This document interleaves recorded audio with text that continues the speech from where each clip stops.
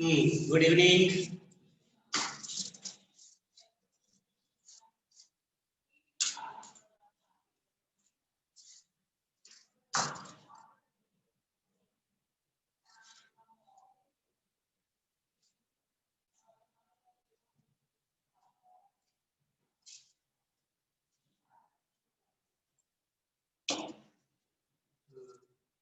आवाज आ रही है ना बेटा?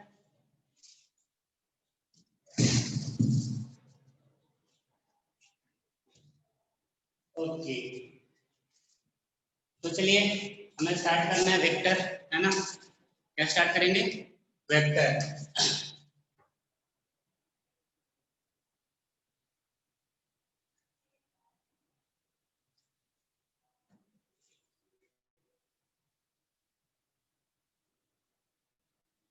तो सबसे पहले तो हम देखते हैं फिजिकल क्वांटिटी।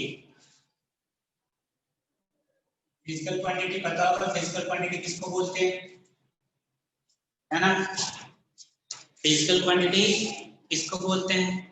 तो फिजिकल क्वांटिटी बेसिकली वो सारे क्वांटिटीज होंगे जिनका हम मेजरमेंट कर सकते हैं।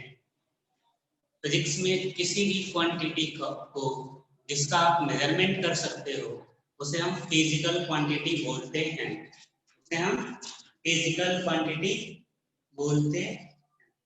समझ गए? तो फिजिकल क्वांटिटी क्या हो गया? Quantity which can be measured. अब मेजरमेंट किसका किसका कर सकते हैं भाई? तो लेंथ का कर सकते हैं, मास का कर सकते हैं, टाइम का कर सकते हैं, है ना? वेलोसिटी का कर सकते हैं, करंट का मेजरमेंट कर सकते हैं। तो जिन चीज का हम मेजरमेंट कर सकते हैं उन्हें हम फिजिकल क्वांटिटी बोलते हैं।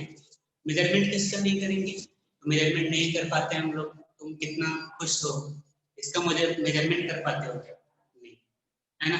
तो हैप्पीनेस, इमोशंस, ये सब जो है जिनका मेजरमेंट हम अभी नहीं कर पाते। जिस दिन हम मेजरमेंट करने लगेंगे ये भी फिजिकल क्वांटिटी के अंदर आने लगेगा। तो फिजिकल क्वांटिटी का सिंपल सा डेफिनेशन है, वैसे क्वांटिटीज जिनका हम मेजरमेंट कर सकते हैं वो क्या कहलाते हैं? Physical quantity.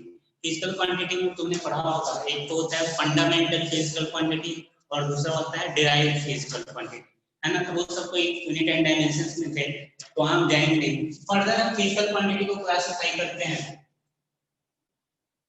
है ना? तो ये तीन तरीके का होता है। एक को बोलते हैं स्केलर क्वांटिटी,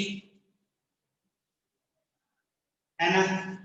दूसरे को बोलते हैं वेक्टर और तीसरा जो है वो है टेंसर। यहाँ पे जो फिजिकल क्वांटिटी को क्लासिफाई करते हैं फर्दर, वो किसमें करते हैं? स्केलर, वेक्टर एंड टेंसर में। अब स्केलर किसको बोलते हैं? स्केलर किसको बोलते हैं?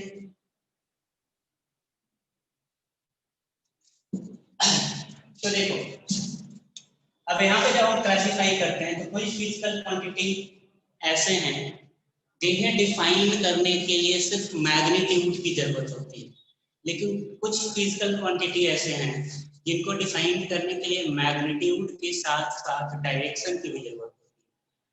तो जिसे डिफाइन करने के लिए सिर्फ मैग्नीट्यूड की जरूरत है उसे हम बोलते हैं स्केलर क्वांटिटी। वैसा फिजिकल क्वांटिटी जिसको डिफाइन करने के लिए सिर्फ और सिर्फ मैग्नीट्यूड की जरूरत हो उसे हम क्या बोलते हैं? Scalar quantity. और जिसको डिफाइन करने के लिए magnitude as well as direction चाहिए, है ना? जैसे मान लो मैं यहाँ से बोलूं यहाँ से रेलवे स्टेशन 2 किलोमीटर है, फिनिक्स क्लासेस से रेलवे स्टेशन 2 किलोमीटर है, तो क्या तुम रेलवे स्टेशन पहुंच जाओगे? नहीं पहुंच पाओगे, है ना? तो आपको एक स्पेसिफिक डायरेक्शन बताने की जरूरत है, आपको एक स्पेसिफिक डायरेक्शन बताने की जरूरत है कि फिनिक्स क्लासेस से 2 किलोमीटर नॉर्थ में रेलवे स्टेशन, है ना? तो कुछ फिजिकल क्वांटिटी हैं जिन्हें डिफाइन करने के लिए मैग्नीट्यूड भी चाहिए और डायरेक्शन भी चाहिए, प्रॉपर डिफाइन करने के लिए। वैसे फिजिकल क्वांटिटी को हम क्या बोलते हैं?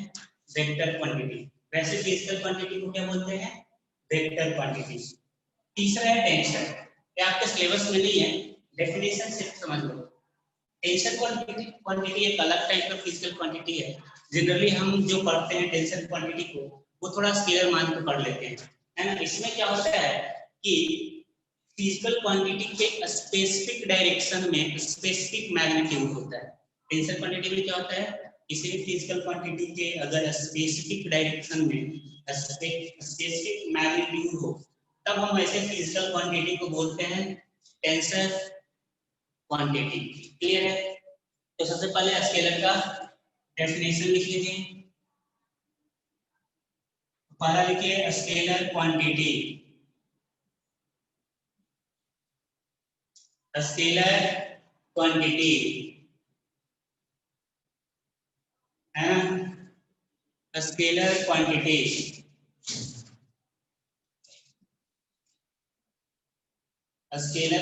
स्केलर क्वांटिटी को बोलते हैं,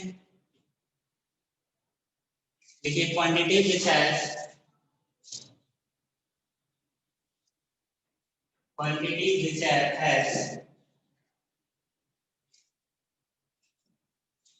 quantity which has only magnitude, quantity which has only magnitude are called as a scalar quantity.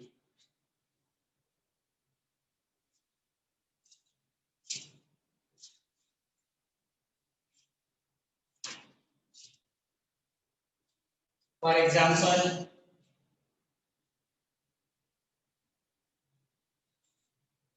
में क्या होगा, मास, लेंथ, टाइम, स्पीड, एनर्जी, है ना। ये सारे के सारे क्या है, स्केलर क्वांटिटी। सारे के सारे क्या है, स्केलर क्वांटिटी। तो वैसे फिजिकल क्वांटिटी इनको डिफाइन करने के लिए सिर्फ और सिर्फ मैग्नीट्यूड चाहिए, है ना। मास को डिफाइन करने के लिए तुम क्या बोलते हो, 1 kg है, 2 kg है, इसके लिए डायरेक्शन देने की जरूरत पड़नी पड़ती है। लेंथ को भी डिफाइन करने के लिए डायरेक्शन की जरूरत नहीं पड़ती, है ना। टाइम की सिर्फ मैग्नीट्यूड, स्पीड की मैग्नीट्यूड, एनर्जी की मैग्नीट्यूड। तो इन सारों को डिफाइन करने में सिर्फ और सिर्फ मैग्नीट्यूड की जरूरत पड़ती है, इसलिए हम इन्हें क्या बोलते हैं, स्केलर क्वांटिटी। इसलिए इन्हें क्या बोलते हैं हम, स्केलर क्वांटिटी। तो स्केलर क्वांटिटी क्लियर है। वैसे फिजिकल क्वांटिटी जिनको डिफाइन करने के लिए सिर्फ और सिर्फ मैग्नीट्यूड चाहिए। क्लियर है। हाँ, नेक्स्ट लिखिए वेक्टर क्वांटिटी। नेक्स्ट लिखिए vector quantity. Vector quantity next है वेक्टर क्वांटिटी। तो वेक्टर क्वांटिटी को हमने कैसे डिफाइन किया, वैसे फिजिकल क्वांटिटी जिनको डिफाइन करने के लिए मैग्नीट्यूड के साथ साथ डायरेक्शन की जरूरत पड़े, वैसे फिजिकल क्वांटिटी को हम क्या बोलेंगे, वेक्टर क्वांटिटी। लेकिन साथ में एक और कंडीशन है, ये ओल्ड डेफिनेशन है कि मैग्नीट्यूड और डायरेक्शन ही चाहिए, लेकिन साथ साथ वेक्टर लॉ ऑफ एडिशन को फॉलो करना चाहिए।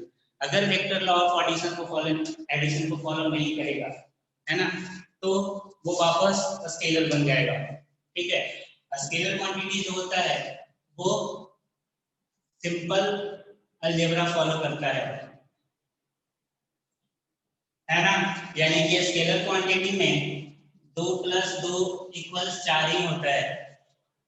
नॉर्मल मैथमेटिक्स जो आप समझते हो, है ना, तो स्केलर क्वांटिटी जो है वो सिंपल अलजेब्रा को फॉलो करता है ना। उसमें 2 + 2 4 ही होगा, लेकिन वेक्टर में 2 + 2 3 भी हो सकता है ना।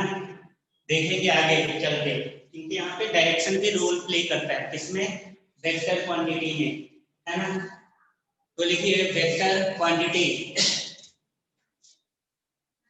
Physical quantity which has vector law of addition बताऊंगा आगे, वो वेक्टर को ऐड करने का एक लॉ है ना, वो आगे आएगा। वेक्टर क्वांटिटी तो लिखिए physical quantity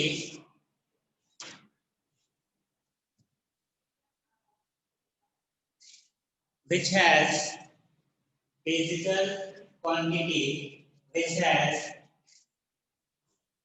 magnitude as well as direction, magnitude as well as direction। Magnitude का मतलब समझते हो ना, जैसे 1 kg लिखा तो 1 या 2 kg लिखा तो 2 जो है वो मैग्नीट्यूड बता रहा है ना। तो vector quantity, quantity which has magnitude as well as direction and and follows vector law of addition and follows vector law of addition are called as vector quantity। Quantity which has magnitude as well as direction, है ना, quantity which has magnitude as well as direction are and follows vector law of addition are called vector quantity. अब देखिए इसमें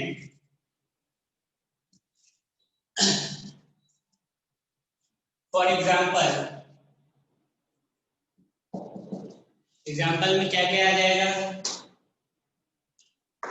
example में आप लिख सकते हो वेलोसिटी, है ना, स्पीड और वेलोसिटी डिफरेंट होता है, आगे चल के आपको पता चलेगा, आपको पहले से ही पता हो नहीं टेंशन पड़ा हो।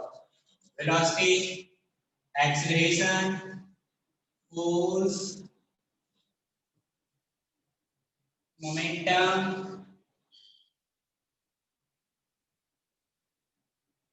etc, है ना। ये सारे के सारे क्या हैं, वेक्टर क्वांटिटी, है ना। टेंशन क्वांटिटी में आऊंगा लास्ट में, सिर्फ तुम्हें पढ़ना नहीं, सिलेबस नहीं है, डायरेक्शन पे भी बात करूं, है ना। Velocity, acceleration, force and momentum, और बहुत सारे फिजिकल क्वांटिटी हैं जो कि वेक्टर क्वांटिटी के अंदर आते हैं, ठीक है। अब बात करते हैं इलेक्ट्रिक करंट का। तो इलेक्ट्रिक करंट वेक्टर क्वांटिटी है या नहीं। अब इलेक्ट्रिक करंट पता है ना, इलेक्ट्रिक करंट का डायरेक्शन होता है, 9th में पढ़ा होगा, डायरेक्शन दिखाते थे कि करंट कैसे फ्लो कर रहा है, दिखाते थे ना, दिखाते थे। फिर इधर कुछ करंट इधर चला गया, कुछ करंट इधर चला गया, याद है, याद करो। तो क्या इलेक्ट्रिक करंट वेक्टर क्वांटिटी होगा, क्योंकि इलेक्ट्रिक करंट के पास मैग्नीट्यूड भी होता है। जैसे मान लो करंट 2 एम्पीयर फ्लो कर रहा है, तो 2 एम्पीयर क्या हो गया, 2 क्या हो गया, मैग्नीट्यूड। तो मैग्नीट्यूड भी है और एक प्रॉपर डायरेक्शन भी है, तो क्या है, वेक्टर क्वांटिटी है ना। क्या ये वेक्टर क्वांटिटी है, तो नहीं, ऐसा नहीं है ना। क्यों नहीं है भाई, तो मान लो यहाँ से 5 एम्पीयर करंट फ्लो कर रहा है ना। तो अगर 5 एम्पीयर करंट फ्लो कर रहा है, सपोज इधर 3 एम्पीयर गया, तो इधर कितना गया होगा, आप बता सकते हो 2 एम्पीयर। 5 एम्पीयर था, 3 एम्पीयर इधर गया, तो 2 एम्पीयर इधर गया होगा। तो बेसिकली क्या है कि ये वेक्टर लॉ ऑफ एडिशन को फॉलो नहीं कर रहा है, सिंपल एडिशन है, 5 = 3 + 2, है ना। तो इसके पास मैग्नीट्यूड भी है, डायरेक्शन भी है, फिर भी ये स्केलर है, और स्केलर होने का कारण है कि ये वेक्टर लॉ ऑफ एडिशन को फॉलो नहीं करता, इसलिए डेफिनेशन मॉडिफाई हो चुका है वेक्टर का। जब हम वेक्टर को डिफाइन करते हैं तो बोलते हैं मैग्नीट्यूड, डायरेक्शन तो होना ही चाहिए, साथ में वो वेक्टर लॉ ऑफ एडिशन को फॉलो करे। तो लिख लीजिए,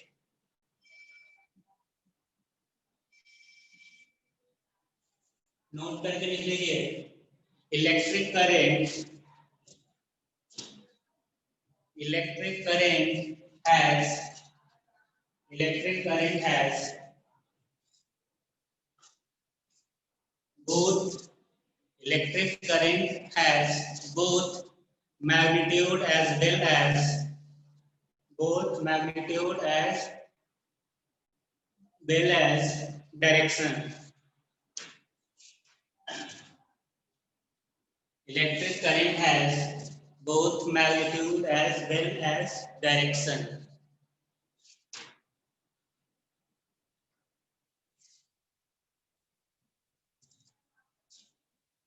But still it is a scalar quantity. But still it is a scalar quantity because because it does not follow vector law of addition. Does not follow vector law of addition. Clear है? तो electric current के पास magnitude भी है, direction भी है, फिर भी ये स्केलर क्वांटिटी है। और ऐसा इसलिए है क्योंकि ये वेक्टर लॉ ऑफ एडिशन को फॉलो नहीं करता है। वेक्टर लॉ ऑफ एडिशन को फॉलो नहीं करता है।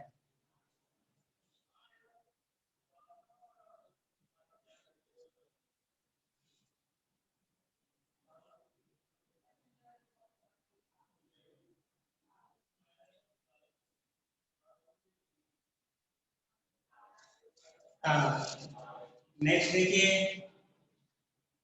Representation of vector.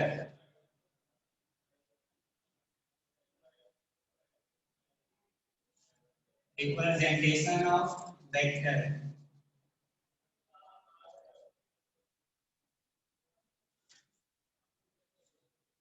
वेक्टर को रिप्रेजेंट कैसे करते हैं?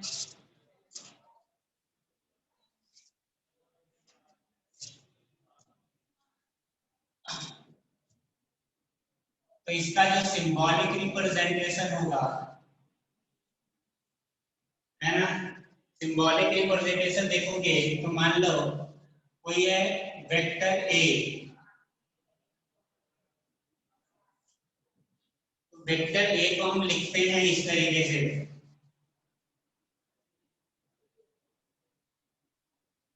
ए लिखो, उसके ऊपर एक वेक्टर का एक एरो का निशान बना दो, है ना। इसको क्या पढ़ेंगे? यह है वेक्टर ए, वेक्टर ए। और ओल्ड बुक्स में ये बोल्ड लेटर में लिखा हुआ होता है। तो अगर बोल्ड लेटर में लिखा हुआ है ना, तब भी हम इसको क्या पढ़ेंगे, है ना। तो अगर बोल्ड लेटर में लिखा हुआ है तब भी वो वेक्टर पढ़ा जाएगा। और एक कैप, ऐसे कैप बना सकते हो, इसको भी वेक्टर ए पढ़ेंगे। ये बेसिकली यूनिट वेक्टर के लिए हम यूज करते हैं ये कैप, है ना। तो वेक्टर को तीन तरीके से हम रिप्रेजेंट कर सकते हैं। एक तो जो भी लेटर है उसके ऊपर एरो लगा दो और उसको हम वेक्टर समझेंगे, या फिर उसको बोल्ड लेटर में लिखें। बोल्ड लेटर मतलब डार्क करके लिखा हुआ रहेगा, और एक कैप करके लिख सकते हैं। तो सिंबॉलिकली इस तरह से रिप्रेजेंट करते हैं वेक्टर। अगर ग्राफिकली बात करोगे,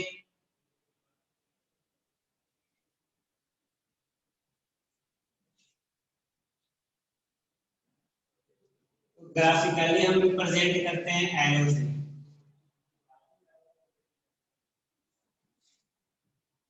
है ना। ग्राफिकली हम वेक्टर को रिप्रेजेंट करते हैं एरो से। मान लो कोई ए वेक्टर है,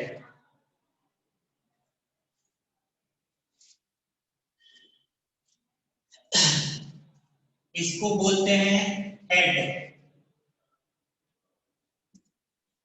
है ना, इसको बोलते हैं हेड, और इसको बोलते हैं 10। ठीक है,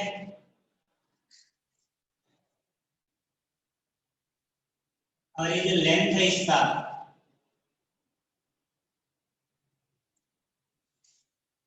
इस एरो का जो लेंथ है वो मैग्नीट्यूड को रिप्रेजेंट करता है। किसको रिप्रेजेंट करता है? मैग्नीट्यूड को। इस वाले पार्ट को क्या बोलेंगे? टेल। इसको हेड। इसका जो लेंथ है वो किसको रिप्रेजेंट करता है? मैग्नीट्यूड को। ठीक है, और अगर डायरेक्शन की बात करें तो डायरेक्शन होता है फ्रॉम टेल टू हेड, यानी कि इस वेक्टर का जो डायरेक्शन है वो ये है ना? इस वेक्टर का डायरेक्शन ये है। क्लियर है? तो हम ग्राफिकली वेक्टर को एरो से रिप्रेजेंट करते हैं। इसको टेल बोलते हैं, इसको हेड बोलते हैं। इसका जो लेंथ है, वेक्टर का जो लेंथ होगा ग्राफ पे, वो उसके मैग्नीट्यूड को रिप्रेजेंट करेगा, है ना? और इस वेक्टर का जो डायरेक्शन होगा वो होगा from tail to head. Direction क्या होगा? From tail to head.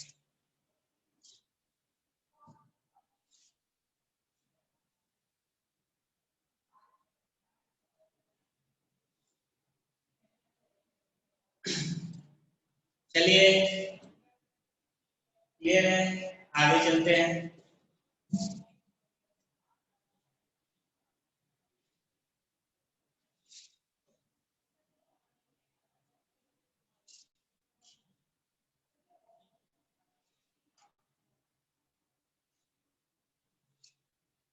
अब मैप पे या पेपर पे जब आपको डायरेक्शन दिखाना होता है तो ये होता है नॉर्थ, है ना? ये होता है साउथ, ये होता है ईस्ट, और ये होता है वेस्ट। तो ग्राफ पे जब आप दिखाएंगे तो ऊपर क्या होगा? नॉर्थ, नीचे साउथ, इधर ईस्ट, और इस तरफ वेस्ट। ये आपको पहले से पता होगा, है ना? तो ग्राफ पे हम इस तरह से दिखाते हैं। और ये वाला जो रीजन है इसको नॉर्थ ईस्ट बोलते हैं। ये वाला रीजन क्या कहलाएगा? नॉर्थ ईस्ट, नॉर्थ और ईस्ट के बीच। ठीक है, ये वाला जो रीजन होगा वो होगा साउथ ईस्ट, है ना? ये होगा साउथ वेस्ट, और ये वाला जो रीजन होगा वो कहलाएगा नॉर्थ वेस्ट। सिर्फ नॉर्थ ईस्ट लिख रहा है, इसका मतलब ये 45 डिग्री पे है। समझ में आ रहा है? अगर सिर्फ north north east south waste लिखेगा तो इस तरफ एंगल हो जाएगा 45 डिग्री, क्योंकि ये टोटल एंगल आपको पता है, टोटल एंगल कितना होता है? 90। तो सिर्फ north north east south east कुछ लिखे तो आपको समझना है कि वो बिल्कुल क्या बोलते हैं उसको, हाफ हाफ डिवाइड कर रहे हैं, समझ लो, है ना? तो ये है। अब रिप्रेजेंट करेंगे वेक्टर को कैसे? तो देखिए, नेक्स्ट लिखिए रिप्रेजेंट फॉलोइंग वेक्टर।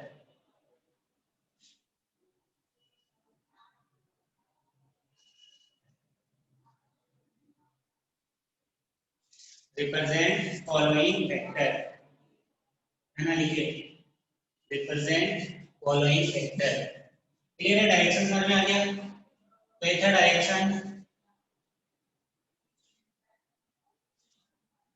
अब इसमें बोल रहा है कि वेक्टर, कोई वेक्टर ए है ना? जिसका मैग्नीट्यूड है 20 मीटर और डायरेक्शन है ड्यू नॉर्थ।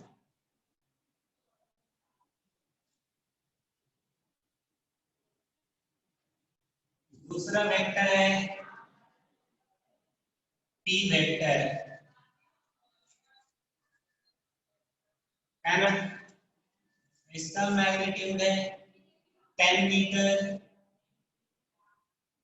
और यह है ड्यू वेस्ट।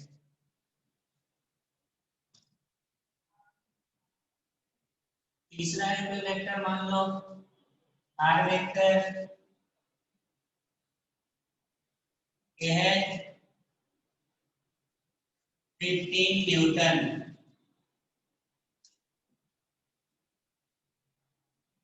सर प्लीज थोड़ा सा कैमरा अपर रखो बेटा, ऊपर कुछ लिखा हुआ नहीं है।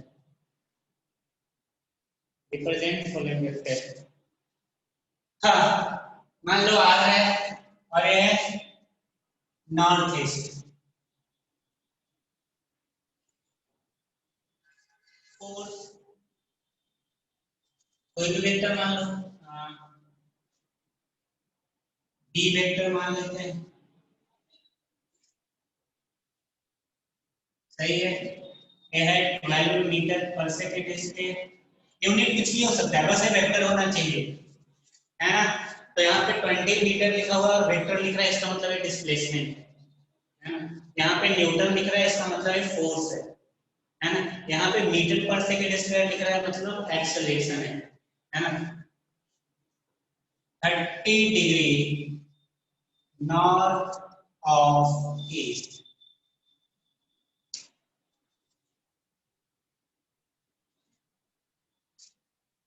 फाइव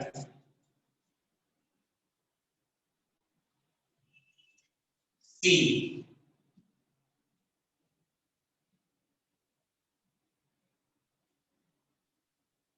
मान लीजिए 60 डिग्री साउथ ऑफ वेस्ट। तो इनको ग्राफ पे कैसे रिप्रेजेंट करेंगे, ग्राफ पे ड्रॉ करना है ना। ये 5 लिया हूं, देखो उसमें देखो मुझसे कर लेना, नया जगह आसान है ना। तो पहला सवाल देखते हैं। तो पहला क्या है भाई, तो पहले तो हम बनाएंगे डायरेक्शन, और मुझे पता है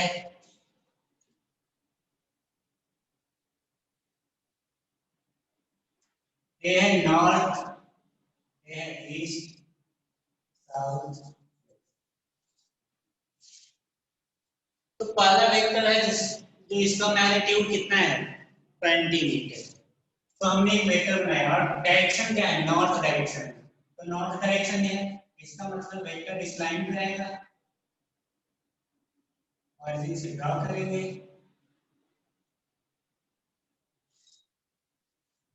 है ना। और दिखा देंगे इसका 20 मीटर, ये है वेक्टर ए। ग्राफिकली हो गया इधर से। दूसरा सवाल है पी,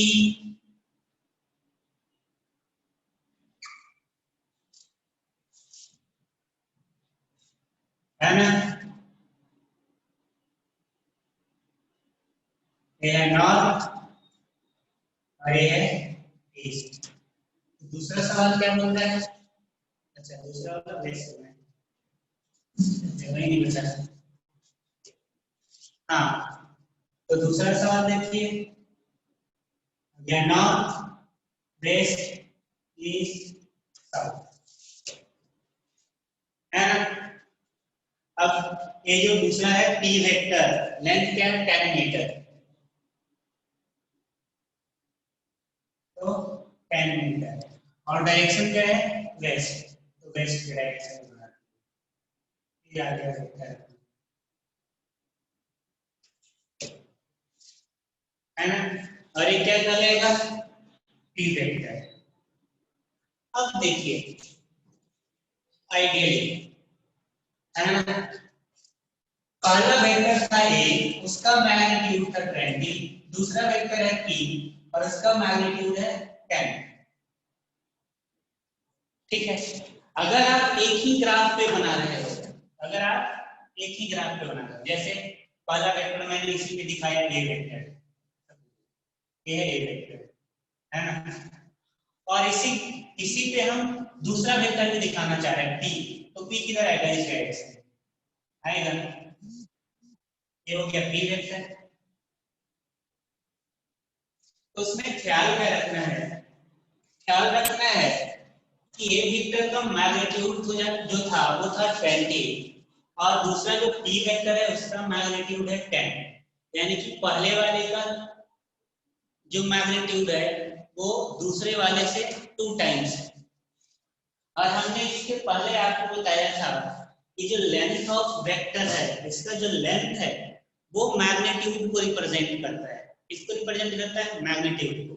तो ऑब्वियस सी बात है जिसका मैग्नीट्यूड 20 है वो 10 वाले से 2 टाइम्स लॉन्गर होगा ना, है ना। तो ऑब्वियस सी बात है कि जो ए वेक्टर है वो पी वेक्टर से 2 टाइम्स लॉन्गर होगा। लेकिन अब जब हम सवाल बनाते हैं, जब हम सवाल सॉल्व करते हैं, तो हम स्केल लेके फिजिक्स पढ़ने आए हैं, हम ड्राइंग करने नहीं आए हैं। तो हम स्केल लेके तो बैठेंगे नहीं कि हम मेजर करेंगे कि पहला 10 मीटर है दूसरा 20 मीटर है, तो वो आपको करने की जरूरत नहीं है। बस करना क्या है कि अगर ए का मैग्नीट्यूड पी से ज्यादा है तो ए वेक्टर को पी वेक्टर से थोड़ा सा बड़ा दिखाना है। बस ये थोड़ा सा ख्याल रखना है, नहीं भी करोगे तब भी ये कोई नहीं देखता है, लेकिन वो प्रॉपर तरीका होगा कि अगर ये वेक्टर पी वेक्टर से ज्यादा मैग्नीट्यूड का है तो ए वेक्टर पी से बड़ा होना चाहिए। ये जनरल सा सेंस है, ये कोई जरूरी नहीं है कि 2 टाइम्स लेंथ में होना चाहिए, थोड़ा सा बस बड़ा दिखा दो। तो इस चीज का थोड़ा ख्याल रखना है, और कोई ज्यादा इसमें वो नहीं है कि हम स्केल लगा के मेजर करेंगे। क्लियर है बात? अरे क्लियर है जो मैं बोल रहा हूँ। आपको क्या करना है, 2 डिफरेंट वेक्टर हैं, दोनों का मैग्नीट्यूड डिफरेंट है, तो उसमें जो स्मॉलर वेक्टर होगा उसको थोड़ा सा लार्जर वेक्टर जो होगा, बड़ा वाला जो वेक्टर होगा उससे थोड़ा सा छोटा दिखा देना, बस ग्राफ से, ताकि ठीक लगे। हाँ, अब एक 2 हो गए, फर्स्ट एंड सेकेंड। थर्ड क्या है, थर्ड कहते हैं मिटा रहा हूं, है ना। थर्ड क्या है, तो थर्ड है 15 Newton north east, 15 Newton north east. तो चलिए देखते हैं, ये है नॉर्थ और ये है ईस्ट, सही है। तो दूसरा वेक्टर है नॉर्थ ईस्ट, नॉर्थ ईस्ट बोला है, कोई एंगल नहीं लिखा है, इसका मतलब 45 डिग्री पे है ना। इसका मतलब जो वेक्टर है वो बाइसेक्ट कर रहा है नॉर्थ और ईस्ट को, तो 45 डिग्री एंगल पे। अगर कुछ नहीं लिखा हुआ है तो आपको ये मान के चलना है। वैसे पूरा रीजन जो है वो उसको हम ऑलमोस्ट नॉर्थ ईस्ट ही बोलते हैं, है ना। तो जो वेक्टर बनेगा वो इस डायरेक्शन में रहेगा और ये वेक्टर हो जाएगा आर, मैग्नीट्यूड क्या हो जाएगा इसका, मैग्नीट्यूड दे रखा है क्या, 15 न्यूटन। हाँ, एक चीज और, किसी भी वेक्टर के मैग्नीट्यूड को रिप्रेजेंट करना हो थोड़ा सा लिख लेना पर, है ना। अगर मॉड लगा दो कि वेक्टर के अंदर और सिर्फ ए लिखोगे, है ना, इसका मतलब है कि ये मैग्नीट्यूड ऑफ वेक्टर है, मैग्नीट्यूड ऑफ वेक्टर है। अगर किसी वेक्टर के अंदर मॉड लगा दिया या फिर सिर्फ ए लिखा, ऊपर वेक्टर नहीं लिखा, इसका मतलब है कि वो इसके मैग्नीट्यूड को रिप्रेजेंट कर रहा है। तो मैंने यहाँ आर पे मॉड लगाया और 15 न्यूटन लिख दिया, इसका मतलब आर वेक्टर का जो मैग्नीट्यूड है वो क्या है, 15 न्यूटन। क्लियर है? और एंगल पता ही है कितना होगा, 45 डिग्री। अब बोलोगे सर ये नॉर्थ से होगा या ईस्ट से होगा, तो इतना तो आपको पता ही है कि ये टोटल एंगल कितना होता है, 90। तो अगर ये 45 है तो ये भी 45 है, तो इसमें कोई कंफ्यूजन वाली बात ही नहीं है, जिससे इच्छा करो बना दो 45 डिग्री। क्लियर है ना? तो कोई कंफ्यूजन नहीं। आगे थर्ड फोर्थ की तरफ चलते हैं। फोर्थ में क्या है, बी वेक्टर, और इसका मैग्नीट्यूड है 12 मीटर पर सेकंड स्क्वायर। डायरेक्शन दे रखा है 30 degree north of east, 30 degree north of east. तो इनमें क्या रहा हूं ऊपर से,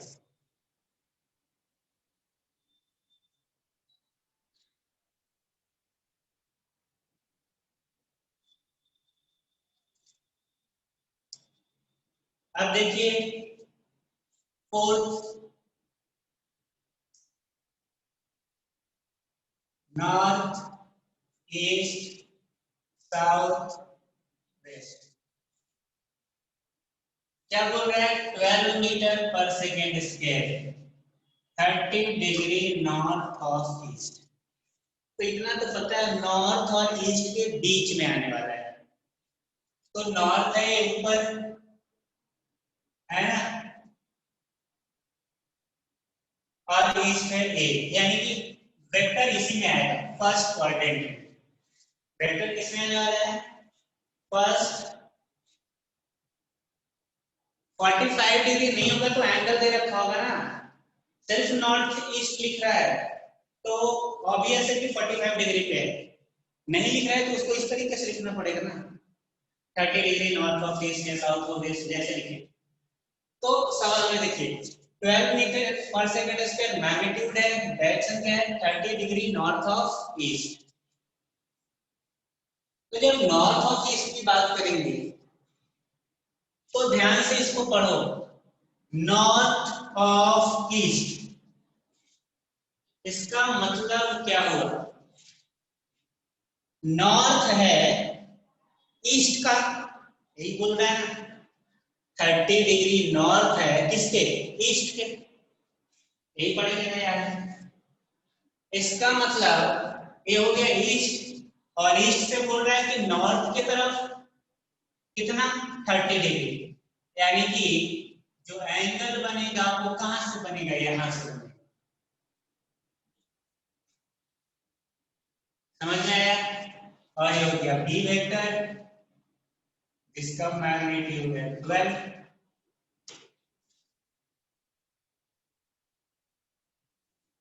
अरे समझ में आया क्या? आप इसको पढ़ के इसका मतलब समझ जाओ। इसका मतलब क्या है, कुछ है नहीं, नॉर्थ ऑफ ईस्ट, यानी कि ईस्ट से नॉर्थ की तरफ कितना 30 डिग्री। तो हमने ईस्ट से नॉर्थ की तरफ बनाया 30 डिग्री, रिप्रेजेंट करते हैं। ठीक है, तीसरा है 10 न्यूटन, मैग्नीट्यूड क्या है 10 newton, 60 degree south of west, है ना? तो इसको भी देख लेते हैं।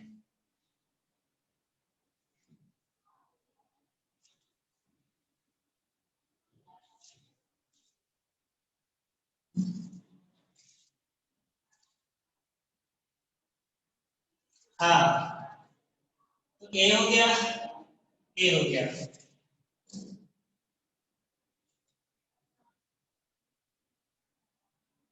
ये क्या है ईस्ट, ये क्या होगा नॉर्थ, ये है वेस्ट, और ये है साउथ। नीचे नहीं दिख रहा है, नीचे तो आपको पता ही क्या होता है?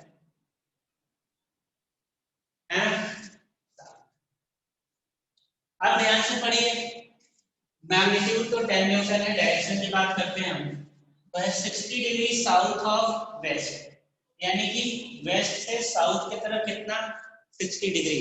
एंगल कहां से बनेगा, एंगल कहां से बनेगा, ए वाला एंगल होगा या फिर ए वाला एंगल होगा, एंगल वेस्ट से बनाऊंगा या फिर साउथ से बनाऊंगा,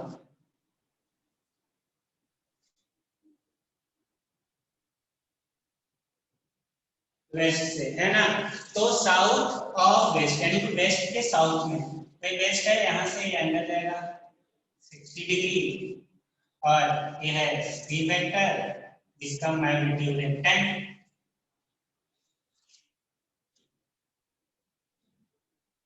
तो इस तरह से रिप्रेजेंट करना होता है।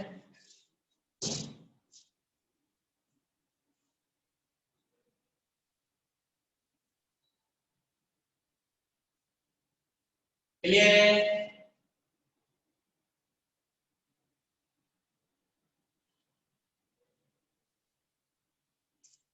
वो रिप्रेजेंट कर लोगे इस तरीके से।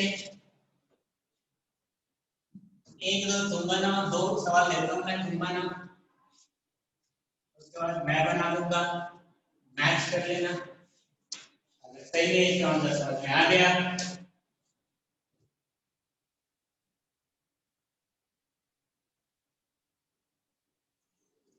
Four Newton due 60 degree east of south. दूसरा इसे नंबर बढ़ा देना 6 7 6 एंड 7 7 न्यूटन ड्यू। हाँ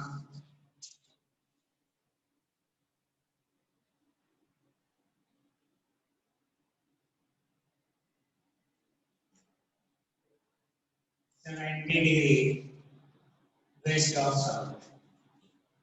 ये दोनों ड्रॉ कीजिए।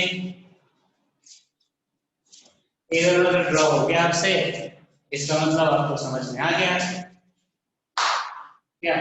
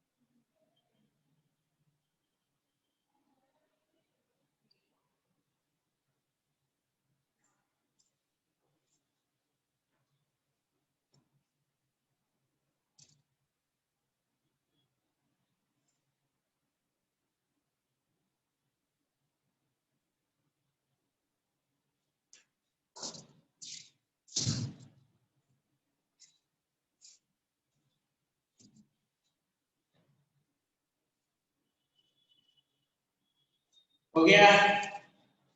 हाँ तो देखिए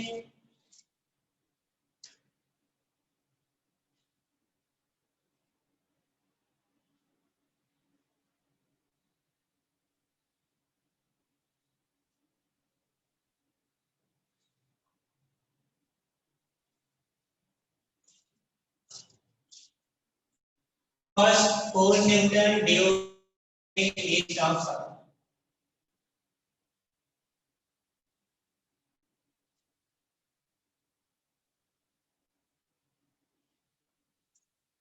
सही है?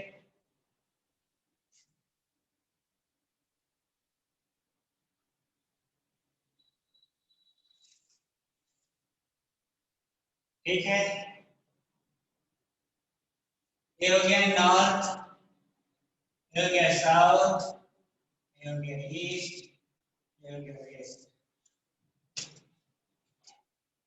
सही है? 4 Newton, 4 Newton due 60 degree east of south. ये साउथ है और एक ईस्ट है ना? ध्यान से देखिए, ईस्ट ऑफ साउथ यानी कि इधर कहीं आएगा।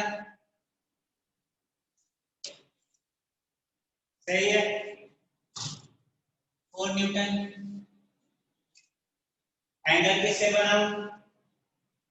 एंगल किसे बनाऊं, नीचे वाले का एंगल किससे बनेगा, साउथ से, और ये कितना हो जाएगा 60 डिग्री। सही है।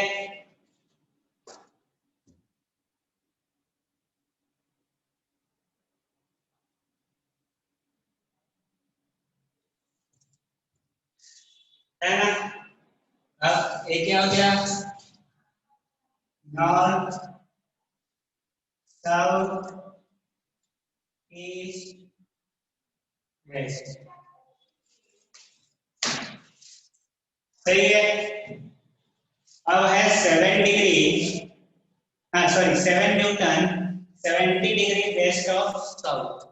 वापस साउथ से है लेकिन इस बार वेस्ट में, और इधर बना लो, और ये एंगल क्या आएगा 70 डिग्री।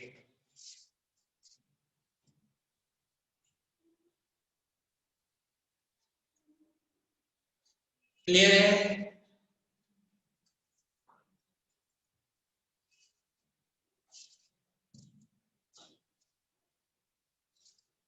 सबका सही था।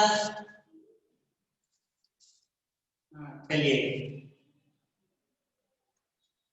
तो ये हो गया।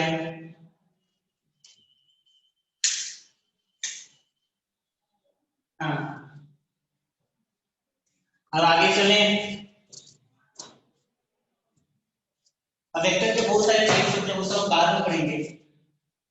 अभी हम चलते हैं नेक्स्ट लिखिए, वेक्टर लॉ ऑफ एडिशन। हाँ, vector law of addition. Vector, हाँ ऐसे लिखो, addition of vector, addition of vectors,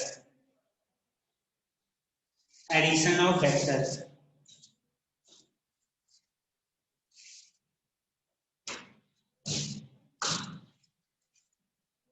first लिखिए,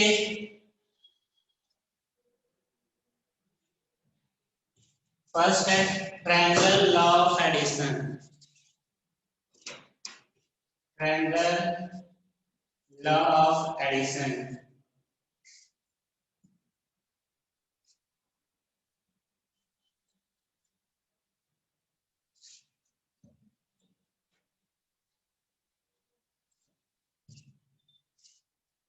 ट्रायंगल लॉ ऑफ एडिशन, पहला क्या है, ट्रायंगल लॉ ऑफ एडिशन।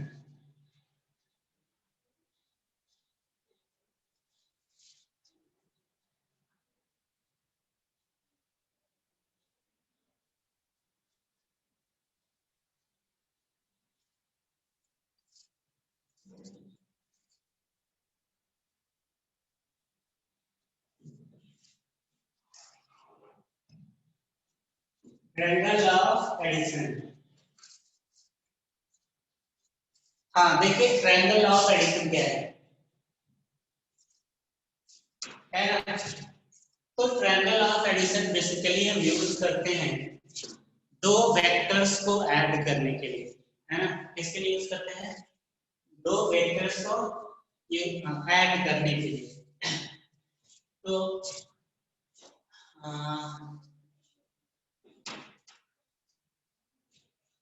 ठीक है, अब सबसे पहले इसमें देख लेते हैं angle between vectors.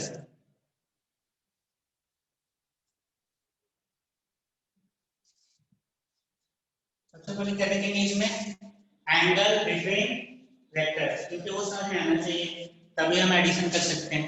Angle between vectors, अब देखिए ध्यान से, अब एंगल बिटवीन जो वेक्टर होता है वो होता है एंगल बिटवीन इधर इधर टेल्स ऑफ वेक्टर,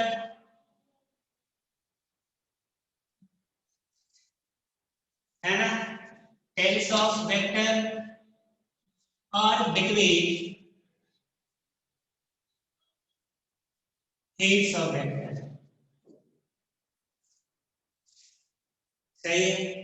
तो एंगल बिटवीन वेक्टर का मतलब होता है या तो दोनों के टेल्स के बीच में एंगल देखो या दोनों के हेड्स के बीच में देखो। एक टेल और एक हेड के बीच में एंगल हम नहीं देख सकते, फिर हो जाएगा गलत, है ना, फिर हो जाएगा गलत। तो यहाँ पे थीटा क्या है? एंगल बिटवीन वेक्टर,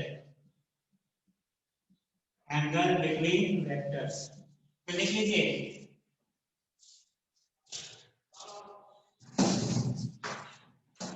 हाँ, angle between vectors measured, angle between vectors measured either between tails of vector or between heads of vector,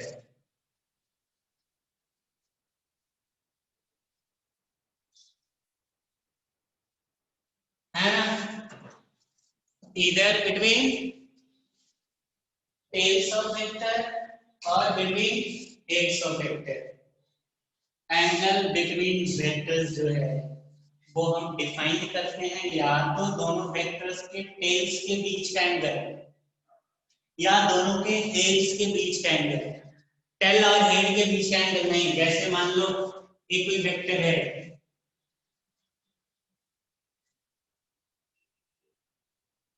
ये दो वेक्टर है, सपोज एक ये वेक्टर है और ये है एंगल थीटा।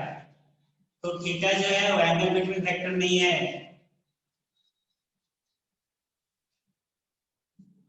है ना? ये गलत है। अगर एक का टेल हो और एक का हेड हो, एक की जगह पे दोनों का टेल होना चाहिए या दोनों का हेड होना चाहिए, तब जो एंगल बनेगा कौन सा? वो ही एक्यूट एंगल, है ना? तो कौन सा एंगल? Acute angle. तो लिख लेना एंगल बिटवीन वेक्टर्स। क्या लिखा? Angle between vector measured either between tails of vector और हेड्स ऑफ वेक्टर। ब्रैकेट में लीजिएगा एक्यूट एंगल, है ना? छोटा वाला एंगल मेजर करते हैं क्योंकि एंगल तो जैसे ही बन रहा है, एंगल तो जैसे ही बन रहा है, लेकिन हमको कौन सा मेजर करना है? Acute angle.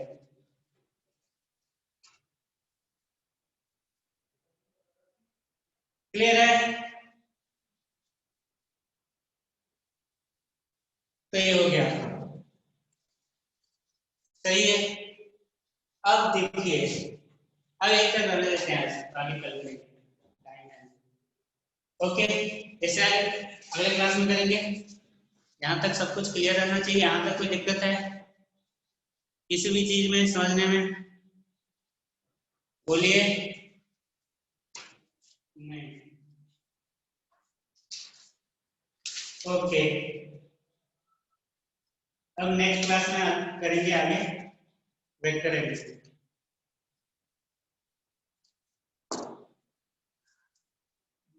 अभी कंपोनेंट बेटा मैंने करवाया नहीं, कंपोनेंट करवाऊंगा उससे मैं डाउट पूछना चाहूंगा। Okay, thank you, bye bye.